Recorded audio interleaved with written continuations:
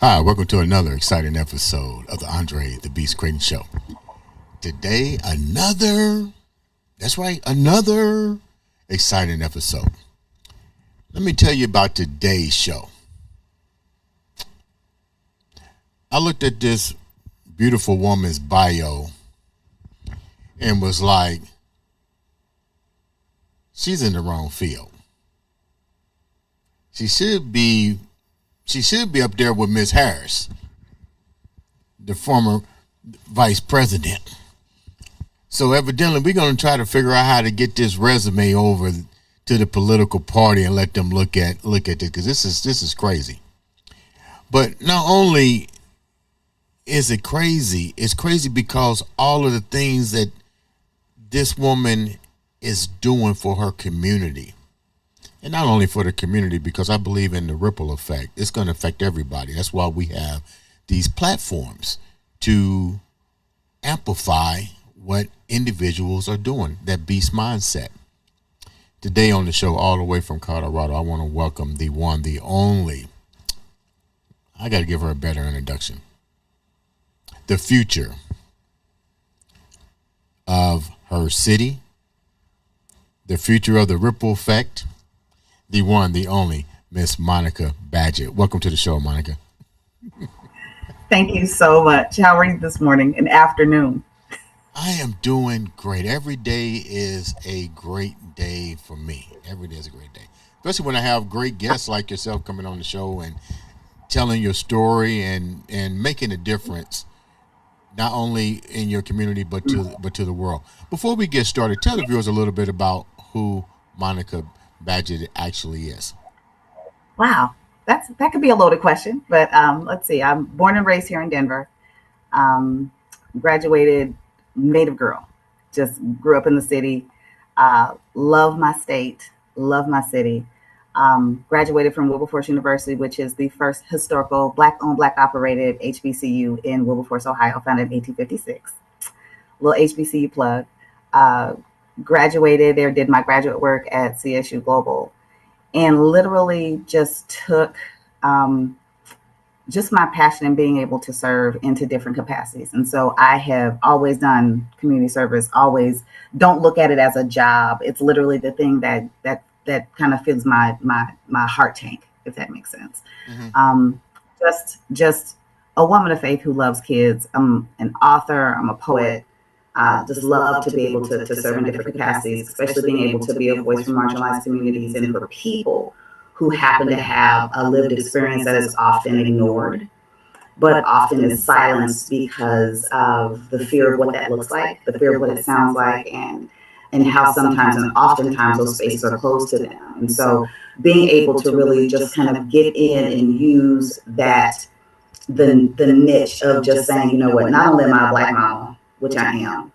Not only am I a Black woman, but I am. Not only that I can conjugate a few verbs and I speak pretty well, not even those things, but being able to look at what have the people who have gone before me, what have they sown, what have they given, what have they sacrificed, that I can be able to take those very things and give them back into every way, in any way possible. And so that's what I have spent my work doing. Whether it's working with nonprofit organizations on the other end, but also as a small business owner saying, hey, if I'm going in, what do I need to do to help you to do this better? What can I do to help you to see what you can't see? And so those things are multi-tiered, but in between those that is woven, it's always service.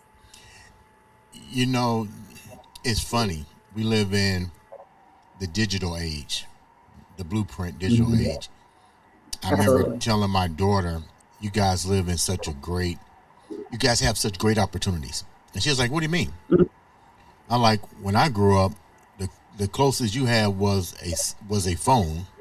You had to have permission and you call people in your surroundings. So I'm telling you where I'm going with this. So we all studied history, we all studied geography. I know nothing of Denver. So let me show you where I'm going with this. It may sound a little ignorant to people when I say this. I wasn't aware of the minority population in Denver. I don't know what it's like to be a minority in Denver. You get where I'm going? Take me down that road. What is it like now? I mean, now it's different because of the internet. But what I'm saying is, in my day, in the 80s all the way up to the 90s, unless you was in the military or you traveled, you didn't know nothing about Right. other destinations and people's lifestyle, how they live. We hear it when we heard, like, when the rap game came out and you West Side, Compton, and LL Cool J Right. in New York. That you heard it through the music, but unless you visited, you didn't know nothing about it. What was it like growing up for you in Colorado? I think that what's interesting is that people don't know a lot of Black history literally rests in the state of Colorado. One of the first Black settlements was Deerfield, Okay. where Black folks who literally had migrated from the South and settled like they did in Rosewood, how they did and so they settled in Black settlements, Mhm. because they knew that if we can get to the West from the South, we'll be okay. And what other people also don't know is that Denver itself was there's a Black business district that has now been since gentrified, which is a whole nother conversation. Okay. That used to be called the Harlem of the West. It was 5 points. Um, your jazz artist would come, and it was this literally, it's just 5 streets that meet in the middle of the city, in the middle of our community. And this is where Black businesses flourished. And we have the largest, people don't know, Denver has one of the largest Juneteenth celebrations in the country outside of Texas. I didn't People know don't that. know that. Yeah, I didn't know that. We have there's multiple levels of celebration of culture that are here, and it's because of those who come before us. When I grew up in a very Black community, right in the middle of what we call the East Side, and was not far from downtown, and everything was communal. Everything was communal. It was the same thing and the same Black experience as you have in other cities. Like, you knew the little old women that lived across the street. They knew that you weren't supposed to be outside if your mama wasn't home. What you doing outside? These are the things you have. So you had those community check marks. Mhm. But you also had, during the time that I grew up, you also had hood dudes. You had real hood dudes that if they knew that you had, and hood chicks who knew that if you had potential, they not gonna let you get into no mess. Like, why you over here? You a schoolgirl, what you doing over here? Or you a school dude, you got potential, what the hell you doing over here? Mhm. And they would hold other jokers and other wannabe gangsters who was trying to get you caught up, they would hold them accountable. Don't mess with them. Don't let me see you talking to them. Why you over here? You about to go to college. You're about to do this. You have a future. You don't want this. And so I think that it was another level of checks and balances that we often have in other communities as well throughout our lived Black experience. Mhm. But I think that the beautiful thing about here is that even in the changes and the shifts, you have Black folk who come here and they relocate. Like you mentioned before, just in terms of location from the military. We have multiple military bases here in the city, or we did. We had Fitzsimmons, and then we had Laurie, and then those bases closed down. We had first Black mayor, Mayor Wellington Webb. We had our second Black mayor, Michael B. Hancock, who I ended up, he's been my big brother, and we went to high school together. And so when you look at those kind of leaders and things that are formed within the community, they come from community. They come from those lived experiences, and they see those things. And so they have a different viewpoint of exactly how things need to pivot and how things need to move. And so when you're growing up, you see people and they grow up in these spaces. And so the spaces we went to, my high school, black neighborhood, predominantly Black neighborhood, but we had what was called almost like a review of reverse busing. So our school was literally 51% Black, 41% white. And then we had like Latino and Black folk, like we were right in the middle because this is our community.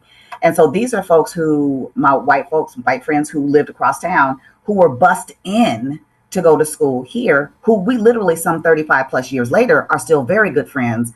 We talk about these things, especially in terms of this previous fiasco that we call an election.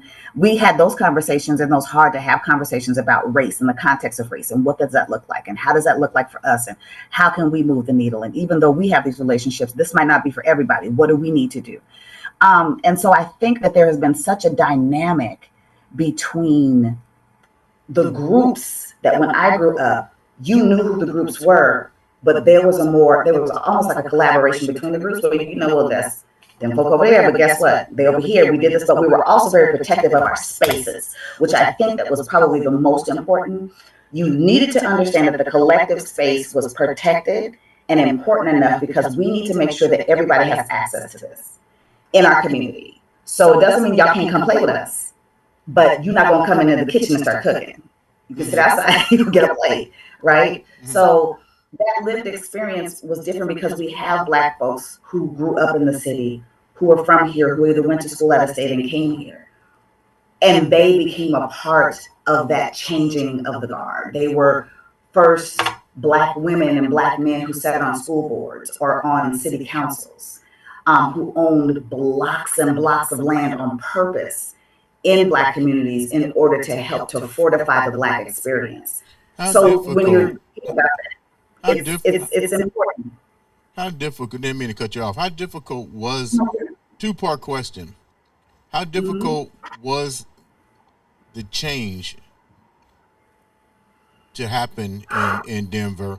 And then second of all, you mentioned a key historical moment in time, Rosewood.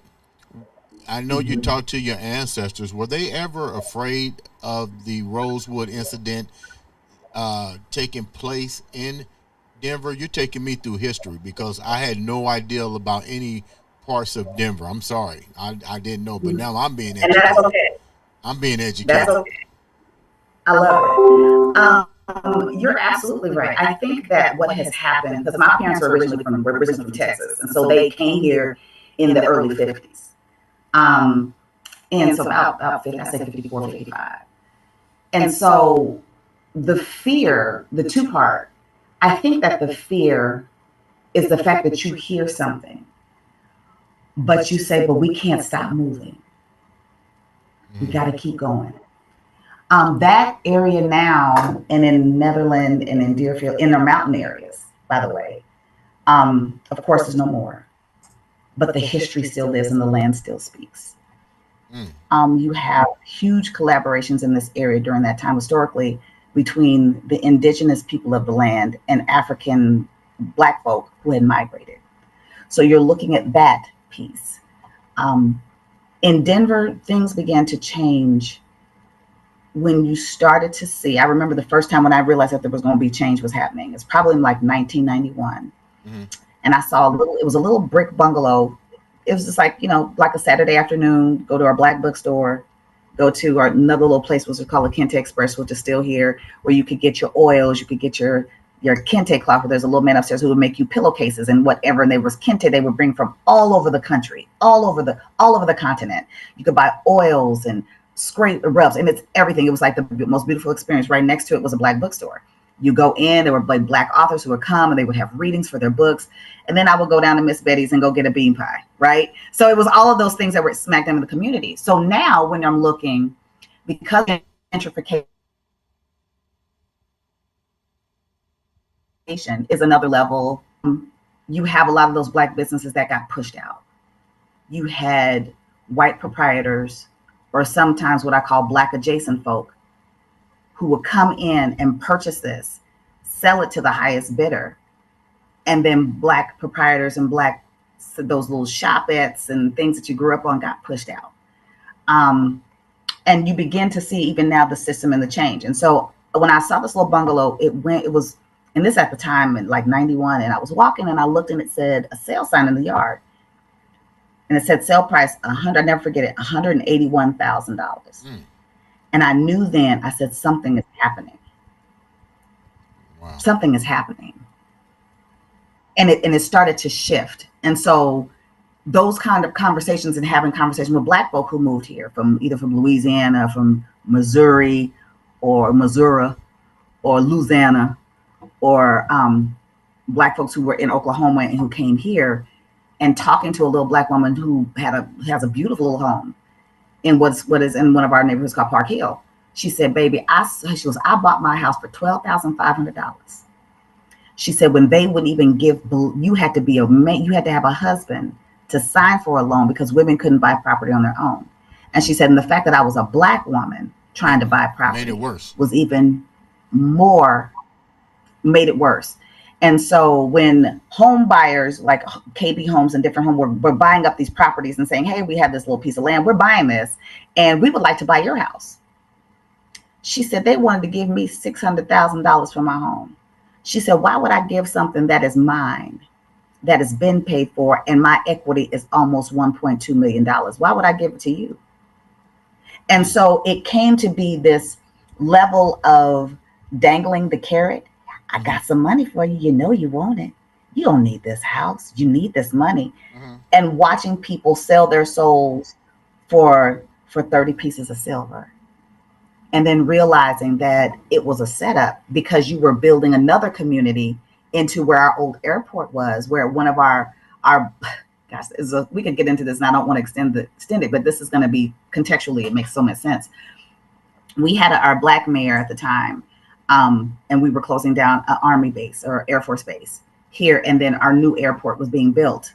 And then the old airport had all this land. And so our then mayor was tagged to be the Secretary of Transportation. It's the first Latino Secretary of Transportation, Federico Pena, because of how that was happening.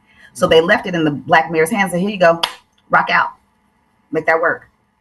So he was like, how in the hell am I do this? So he turned it into mixed use. So he was going to Philly. He was looking at different states and saying, how are you using mixed use? How are you having people who live here, who can live and work and go to school in the same community? So it's like, wow, this is the perfect opportunity so that teachers and police officers and business owners can live next to each other and still be able to work and go to the grocery store and do these things. And so that was his vision. It was a beautiful vision. Mm-hmm. And then all of a sudden, white folk got the idea, well, we're going to buy up. So they started buying up stuff. And then it was set up in this old land, literally was across the street from the Black community, like cross the street, literally across the street where our airport was. All of a sudden, you start to see this was completely different than what was across the street, which was fine. But it was almost this idea of, well, we want to put a gate on here. No, you don't get to put a gate on a community that wasn't yours to begin with. And so we started to see how these things began to change and shift.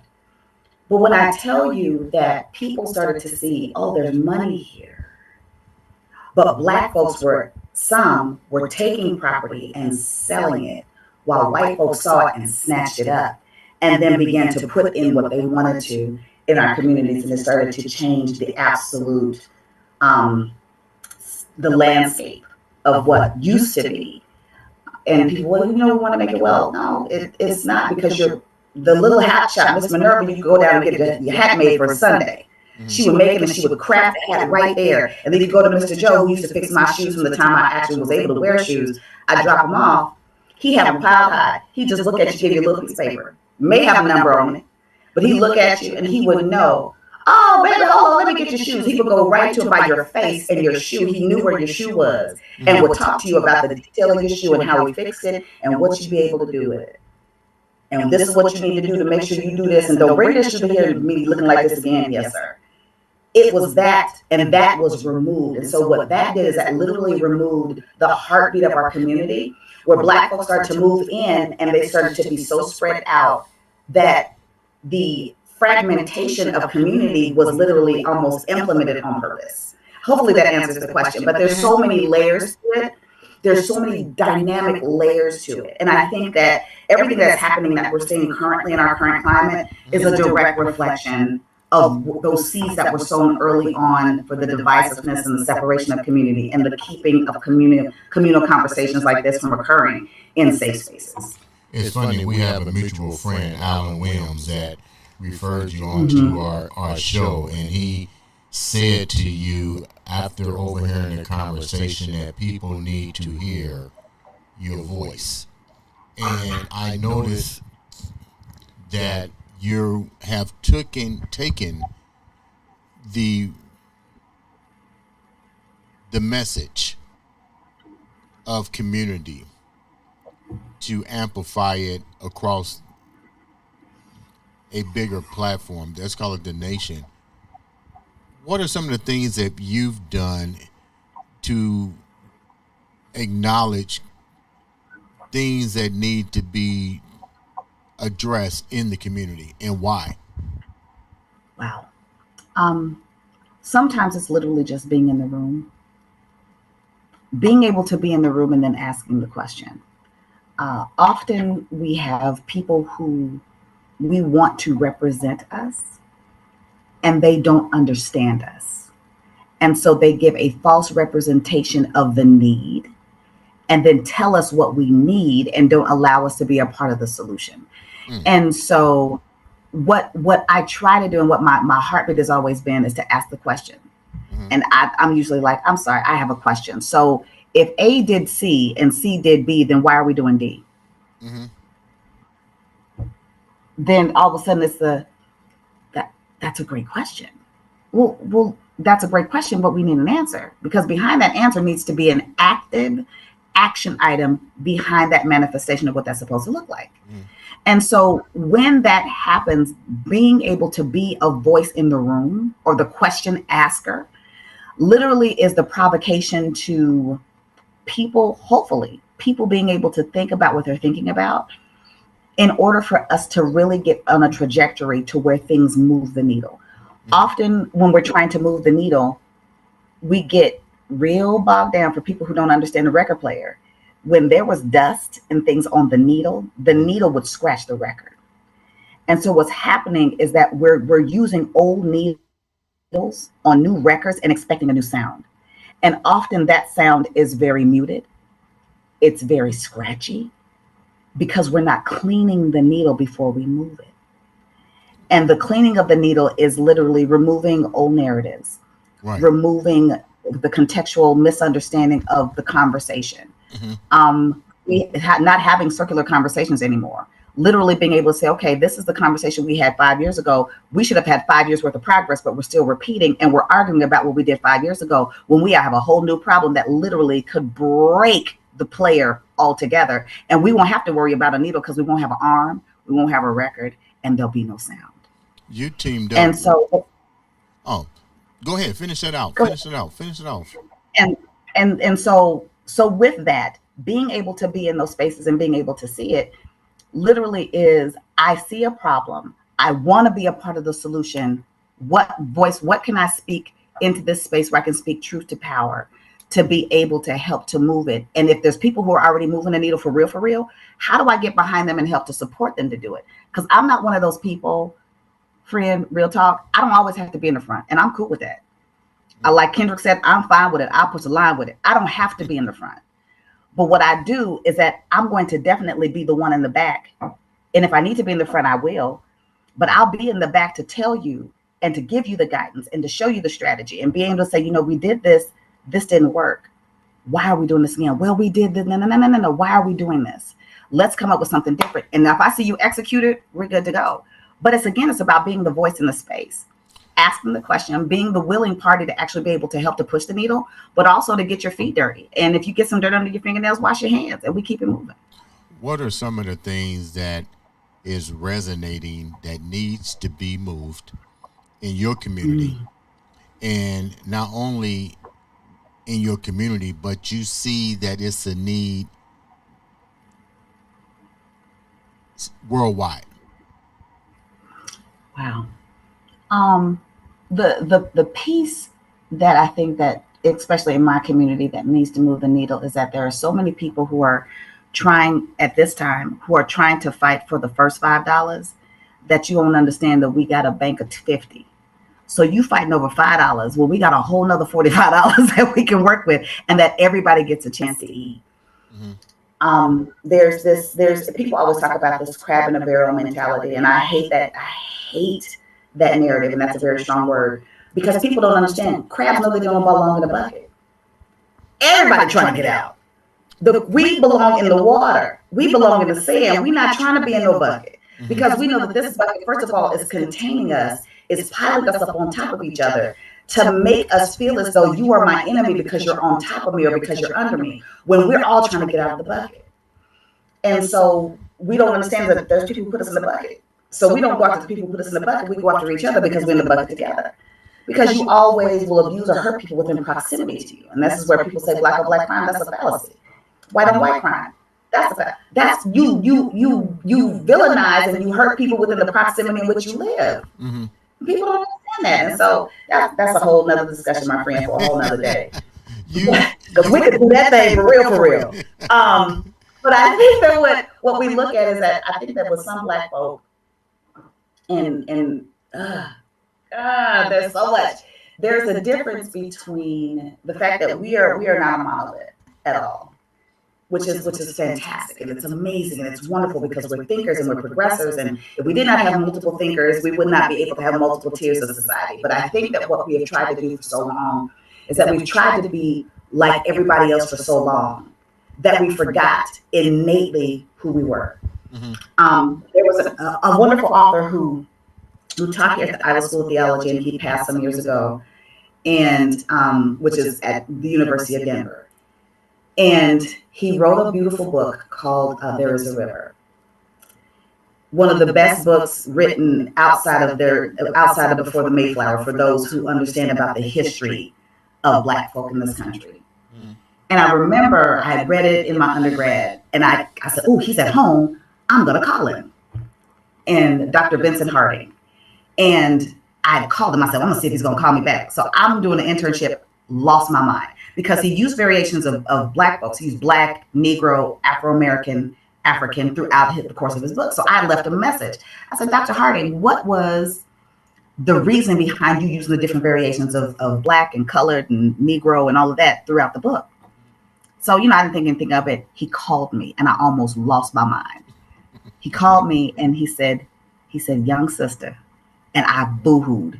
And I said, he goes, to answer, he was very melodic in his voice. And he said, to answer your question, he said, for years, Black folk have allowed other folk to define us, yes. Whether we be Black, whether we be colored, whether we be Negro, whether we be African American, Afro-American.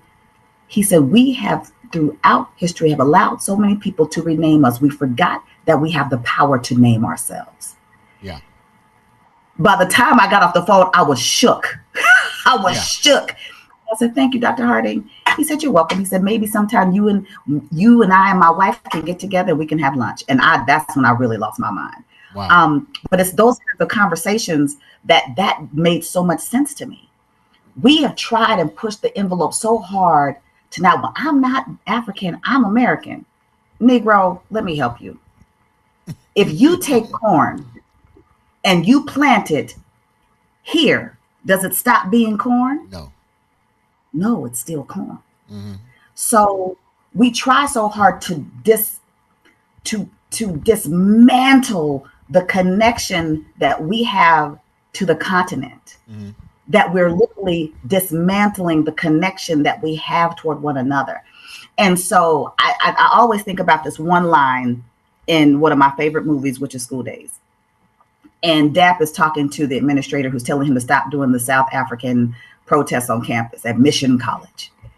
And he says to him, and this is a real quick word, Dap says, Black folk are catching hell all over the world, And when he said that, it was the connection between, it's not just the Black folks here at Mission College, and it's not just about us protesting you all not divesting in South Africa. I remember during those times that I was one of those students who was doing that. Mm-hmm. But I remember that literally said, I can't disconnect myself from the campus because I'm Black here. But there are Black folks all over the diaspora who are struggling and fighting for their very survival. And we don't understand that. We have lost sight of the fact that the motherland was raped and her children were scattered all over the earth. There are Africans that sit and that are the oldest, one of the oldest people in the mountains of China are the oldest Africans who literally came from Africa. And they're one of the oldest generations of Chinese that live in the mountains, and they're African. They're African. And we fail to understand that once we don't understand that our struggle is not just geographical, mm-hmm. but it is a collective struggle with multiple tiers of misunderstanding as we begin to try to believe that the proximity to whiteness is the proximity to success, we have lost the vision. And when we don't fail to understand that my success as a Black woman should not overshadow or marginalize and or emasculate you because you're a Black man who's doing good things. And the matter of fact, the fact when you do better, it helps me to do better because now I am fortified to build up, to be an additional voice because I know I have your protection and your guarding. What do But you when we think? fail to understand, we get it lost. Look, I can feel that passion just coming all through the television right now. Why do you think? And let me clarify something for the listeners. This isn't necessarily a show about Blackness. This is about culture, and culture means everybody. So I'm gonna phrase this to you. Why do you think culture has the word culture has failed not only our culture, but all the other cultures? Why do you think this has happened? What it happens is that we forget the one thing is that we forget that we are all human. Okay. And once we forget that we all are human and we have human experiences, but sometimes our ethnicity and the cultures in which we come from create different experiences based on constructs that have been created for us to be able to operate and live in. We have, when we fail to understand that, we start to believe that having conversations about the things that make us uncomfortable create more of the problem, when it literally is fortifying the solution.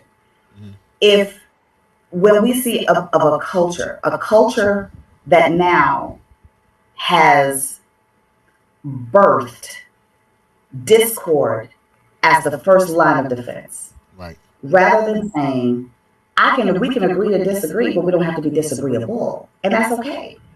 But still being able to have lines in the sand of the things that can be disagreeable. Violence against women, that should be a line for everybody in the sand because that's violence against children. That's violence against generations.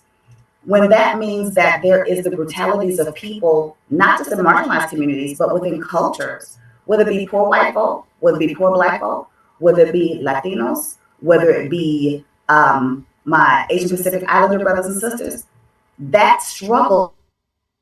The beauty is that when I look at this, I was the co-chair and of what we have was the Denver African American Commission, which is a commission that is actually appointed by the mayor, voted on by city council, and you serve. So I just finished my 6-year tenure in September.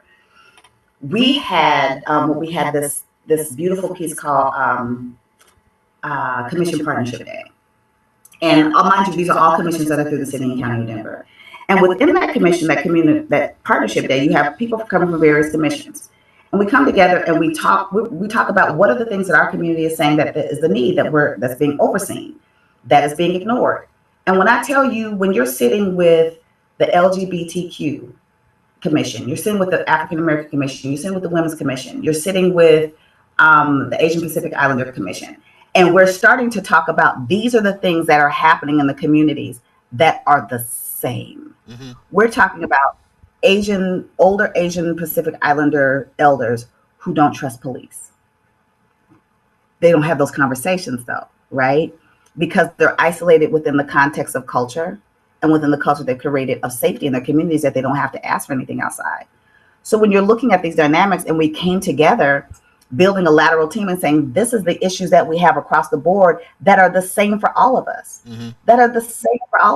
The lack of resources, the same for all of us. We got together as a collaborative and said, hey, Mr. Mayor, these are the issues and these are the things that we wanted to present to you as suggestions because these are what the community is feeling. So there's a line in with Kendrick Lamar, he said, I what the culture's feeling. When we have these things that we're literally being able to say, I feel this because it's the reverb that's bouncing off of people. You can feel it. Now, when you're looking in the face of people, there is such a level of brokenness and such a level of disconnect because the severing of separations have been so like water drops. It's like waterboarding. If I drop a water on a rock long enough, it'll wear the rock thin. And that is what has happened. But rather than us finding and identifying where the leak is coming from, we blame the rock. Where do you think the leak is actually coming from? And me and you talked off camera, and we definitely gonna have you come back and share in some more in depth conversation. We use I shared with you the situation is the Bacon Rebellion, which we'll talk about later. Mm-hmm. And it's funny that if you begin to understand that we all have a common thread when it comes to community. And when I look at Mm-hmm. community for what it really was, where we were all in a melting pot together, where we all shared the same resources, we all work together. A prime example would be the Bacon Rebellion. But you ask yourself, as a community involvement leader, and you deal with the different individual races, and you realize that they all have a common thread and a common policy. Why haven't something been done to address these things worldwide from your viewpoint? And let me rephrase this, people. This is her viewpoint. And a lot of times you have to just sit back and really be willing to listen and sit back, and not saying everybody's going to have the solution, but this is what you do. You are a community involvement, and you've been in your community since the day you was born. But why you think none of it has been really addressed? Is it a fear It's factor, a because, fear base? oh, absolutely. I think that anything that is based and rooted in fear prevents us from moving forward in any direction. Whether it be the fact that it helps us to be stabilized in the places that we're in because it's safer, it makes more sense because we're familiar, right? The Mm-hmm. things that make that we're familiar with, we become less apt to feel that we need to move unless it's a force. I think one of the pieces that makes it so hard is that we have tried to legislate human behavior. We have tried to legislate kindness and generosity. And so the beauty is that I love the fact that we have different matters of opinion. That's wonderful. But I shouldn't have to have legislation to tell you that this would hurt. I shouldn't have to have legislation that says if you do this and take children out of abusive homes and put them into foster care where they're furtherly there's a further level of abuse, that it won't impact them as adults.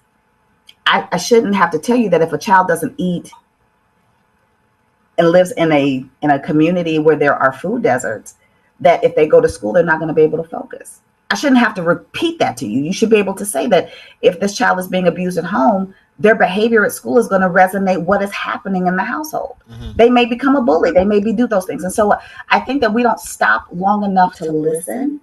We're listening to respond instead of listening to hear. And we're listening, and sometimes we're hearing with the wrong piece. We're listening here, but we're not listening with our hearts. We're not listening with a pure intent to be able to say, I hear you, I see you, what can I do to support you? Mm. And when that happens, it changes the trajectory of folk. And guess what? My grandmama always used to say, everybody laughing ain't happy and everybody grinning ain't glad. And it's the truth. Mm. Everybody laughing in front of me ain't necessarily on my side, and everybody grinning in my face ain't necessarily for my success. But if I understand that if I'm moving in that way, that the draw should be that the provocation of my behavior and how I am responding and operating in the space should be able to resonate with you and be like, you know what? I was probably out of order when I did that. Because when we take accountability for us, it opens up the door for other people to have accountability for them. But if you are constantly telling people that they don't have to be accountable to nothing and nobody, no given time, you ain't got to say I'm sorry, you don't have to do this, you are literally perpetuating more bad behavior. And it begins to say, hey, somebody gave me this, I can do this. They told me I can do this, I can do this. And the thing that the piece that is the most detrimental and the most painful is when I hear folks say, well, I'm grown. I'm like, well, what does that mean? Being grown means that you have choices. Mm-hmm. Being grown means that you look at consequences, whether good, bad, or ugly, or indifferent. Being grown does not give you the excuse to do whatever the hell you want to whoever the hell you want with no accountability. Mm-hmm. And those things are painful. those things are painful when we got to look at ourselves and say, I missed it on this one. I jacked this up. I don't ever want to do this again. And then you use that experience to make sure that other people understand the story so that they don't repeat the thing. But I can't stop you, because you want to be, if you want to do that, you're going to use your free will and you're going to do it. But if we begin to really understand that the person who lives next door to me is not my enemy, with the first thought, talking to your neighbor wouldn't be hard. I saw a video the other day, which was so wonderful. It's in Deerfield, Michigan, which has the largest Muslim population in the country. And this elderly white lady had a Muslim neighbor, went over and asked her, she said, I really have a question for you, and I don't want to be disrespectful. I'm going to the mosque. I'm going to a Muslim funeral, and I need a head covering, but I need to know how to wrap it. This Muslim woman said, no problem. I can gave her the scarf. She goes, well, which way should I wrap it? She said, you can have the scarf. She said, I've got plenty of them. Gave this white lady the scarf. She said, well, I tell you what, while we're standing here, this is in the video. She said, show me how, she said, you can try to tie it while you're in front of me so I can show you how to do it. The courage that it took for that neighbor to go and ask, and then the courage for the Muslim woman not to be fearful, but to be able to say, how am I going to embrace this neighbor and say, I'm going to show you how to tie a scarf. The woman went out, she goes, thank you so much. She says, thank you so much. She goes, I just want to be respectful, but I knew that I could ask you. Again, it's a safe space. It's not wrong to ask the question. It's wrong to assume that you know the answer and start acting off of your own understanding. That's the problem. The problem isn't asking the question. And in that moment, it created a nuance of communication and understanding for both of those neighbors that was probably has far extended beyond just, hey, neighbor, how you doing and good morning. You've done all kind of extraordinary things for your community. What are some of the things that you have implemented that has truly impact your community where you can actually see some type of growth and development? Oh, wow. I think that one those pieces that are, there's so many layers to that, friend. I earnestly believe that being a part of groups where women are giving voice to community, I think are the most powerful. And voice community doesn't just mean, girl, you bad, you strong, you wonderful. No, that means being able to give space to sitting and having conversations in wellness spaces, and being able to have spaces to where Black folk can talk about brokenness. What does that look like for us? Being able to engage people in that way. And I think that there's so many different layers that I look and talk about in terms of those successes. The success of being able to see change within the school district that my daughter attends, and sitting on the Voices of Color, which literally is embracing multiple tiers of marginalized groups of people within the district that literally has about 55,000 students, of various backgrounds, of various ethnicities, of various countries, of babies who are immigrants or first generation, second generation, being able to see their parents breathe when they say, can I come into this space? Because you see sometimes Black women facilitating these conversations, and to have women who are Asian Indian and Muslim and African and white to say, can I come into the space? I'm a mom of a Black child.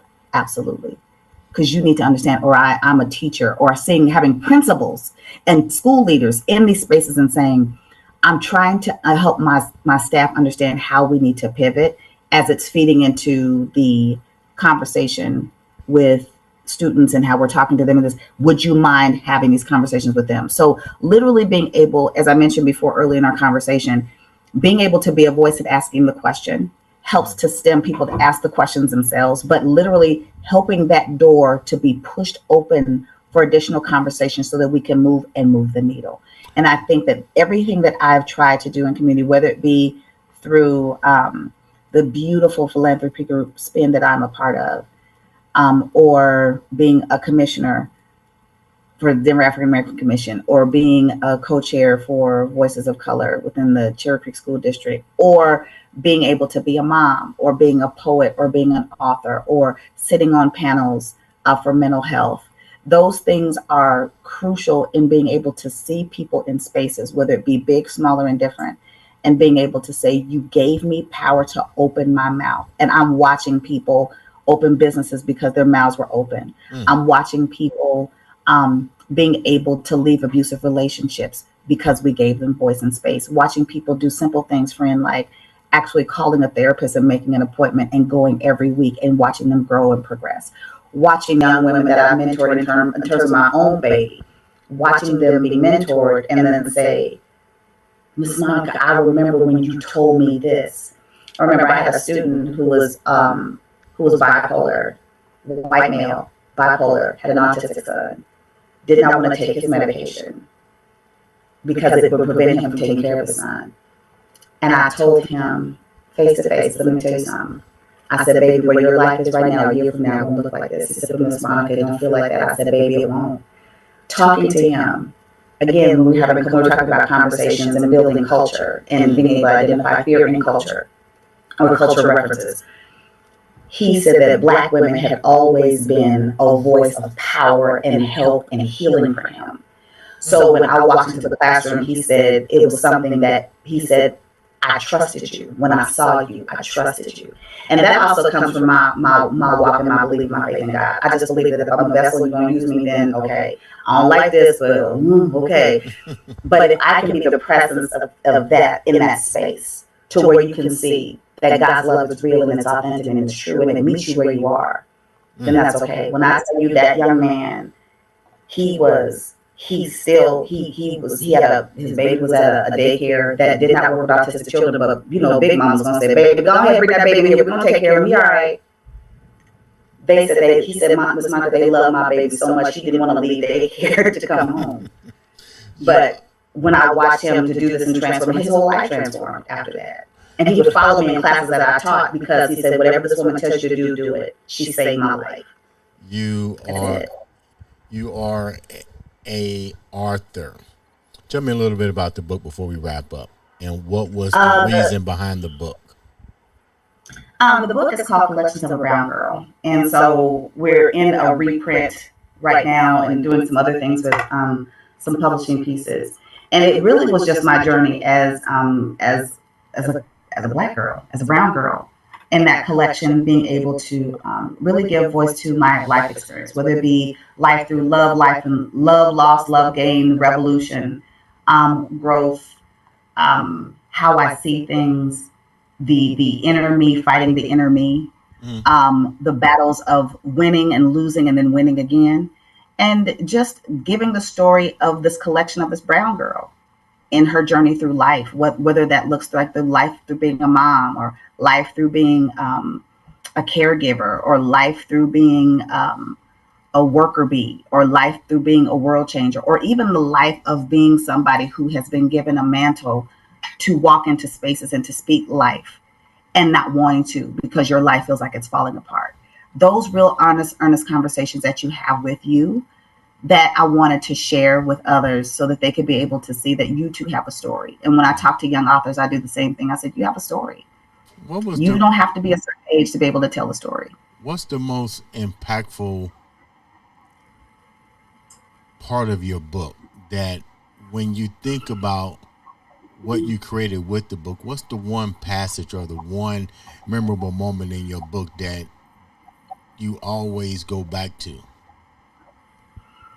I think it's the places that I remember of when I wrote those poems, where I was. And I can remember each place that I was in my life or in a place that was there. But I remember there's a piece that I have that's called Queen's Rage. Mm-hmm.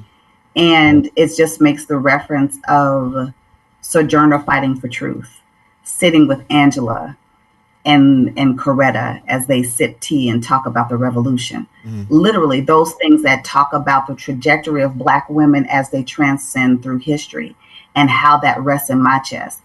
And how does that revolution look like to me? And that I can be a queen, but I can also be raging, and that my rage does not always have to be anger, but it's the rage that I can be able to see when I don't see people living and being the best selves that they can be in a space, regardless of who they are. But that rage is fortified and it's built up by the love that I have to give it and to serve it, and how that makes itself be made manifest in how I move in that. That's crazy. How can the viewers reach out to you for for support to get your book? I know you're doing a remarketing with the book, but how can the viewers reach out to you and get more information?